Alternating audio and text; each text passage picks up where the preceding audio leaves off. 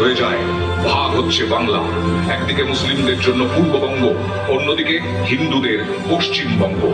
20শে June জন্ম হয় পশ্চিমবঙ্গের। হিন্দুদের নিজের জমি, নিজের মাটি, এই জয় সম্ভব হয়েছিল যার জন্য, তার নাম শ্যামাপ্রসাদ মুখোপাধ্যায়।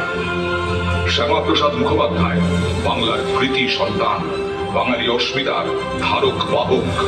মাত্র 33 বছর বয়সে কলকাতা বিশ্ববিদ্যালয়ের উপাচার্য হয়। বাবা ছিলেন বাংলার বাঘ আশুতোষ মুখোপাধ্যায়, মা যোগমায়া দেবী। লড়াকু মেজাজ, অদম্য সাহস তিনি পেয়েছিলেন বাবার থেকেই।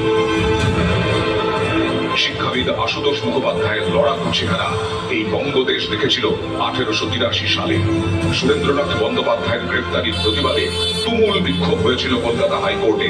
সেই ছাত্র বিক্ষোভে নেতৃত্ব দিয়েছিলেন বাংলার বাঘ আশুতোষ। অনেকেই মনে করেন শ্যামাপ্রসাদ মুখোপাধ্যায়ের জন্যই পশ্চিমবঙ্গের জন্ম। তাঁর লড়াইয়ের জেরেই জমি পায় বাঙালি হিন্দুরা, অথচ পরবর্তীকালে সেই বাংলার ইতিহাস থেকেই প্রাপ্ত শ্যামাপ্রসাদ। ইতিহাসের বইয়ে দু একবার নাম, ব্যাস এইটুকুই। গত কয়েক দশকে ভিয়েতনামের ইতিহাস পড়েছে বাঙালি, লাতিন আমেরিকার ইতিহাস পড়েছে,